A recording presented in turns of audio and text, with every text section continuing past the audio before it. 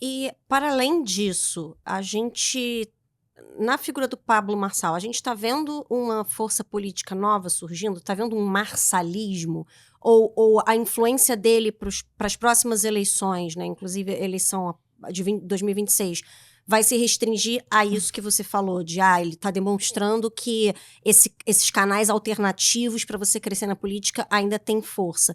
Para além disso, ele surgiu como uma força política nova, existe um marçalismo, ele pode embolar as questões para a direita, para as eleições nacionais, ou não? Você acha que, enquanto figura política, ele é mais simbólico do que alguém que é uma força política de fato? Não, a pergunta é boa, excelente, aliás, porque ela é difícil de ser respondida, mas eu acho que ela é muito didática, assim, a gente tentar pensar sobre ela, né, ou seja, sobre o que significa bolsonarismo, o marçalismo, ou quando a gente dá esses ismos e tenta rotular, o que a gente está fazendo, né?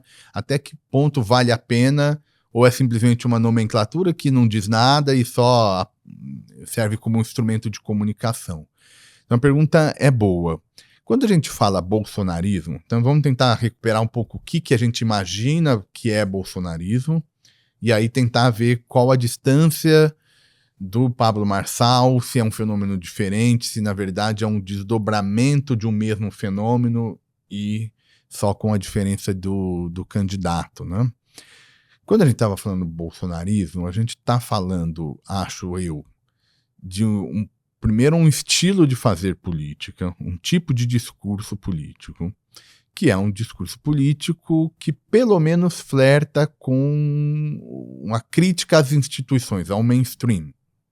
Acho que esse é um componente importante.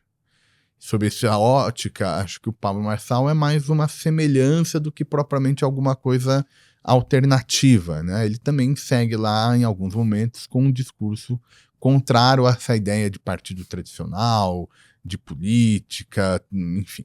Então, acho que nesse sentido tem uma semelhança. Então, não diria que é alguma coisa alternativa a isso. Uma outra adjetivo por trás desse bolsonarismo é uma ligação pessoal do eleitor com o candidato. Né? Por isso que a gente... Então tem o lulismo, tem sempre a gente usa quando a gente identifica essa ligação pessoal. Vou pegar um exemplo aleatório, ninguém fala kassabismo, por exemplo, quando se refere ao secretário aqui em São Paulo, Gilberto Kassab, porque por alguma razão ele não criou esse vínculo, né? Então, novamente, o bolsonarismo tem essa ligação pessoal. Sob esse sentido, sob essa ótica, pode fazer sentido sim, um marçalismo numa ideia de que é uma figura tão carismática, tem milhares de seguidores em rede social, ou seja, já tem um capital consolidado e tem uma ligação pessoal, né? As pessoas, por exemplo, compram palestras, participam, tomam ele como um guia, como alguém que exerce impacto nas suas escolhas. Então daria para fazer um rótulo. Eu só acho meio perigoso porque eu acho que, assim, o Pablo Marçal é mais, assim, do ponto de vista sociológico, assim, de por que uma figura como ele cresce, né?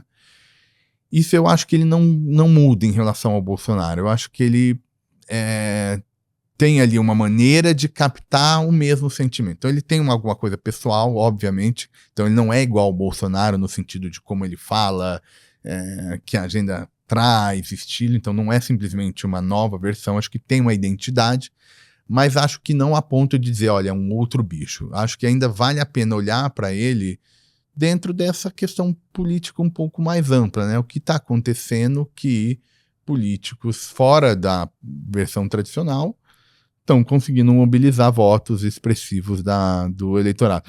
Mas é boa, é super boa a pergunta, porque, enfim, é algo que a gente ainda não tem uma resposta super clara. Em parte vai depender de como ele também vai, se eleito, vai governar. Atender interesses de quem, que tipo de política vai fazer. Então, o próprio exercício do poder, assumindo que ele ganhe, também vai nos dar um pouco se vale a pena ter um ismo só para ele, ou ele, na verdade, é parte de um outro fenômeno.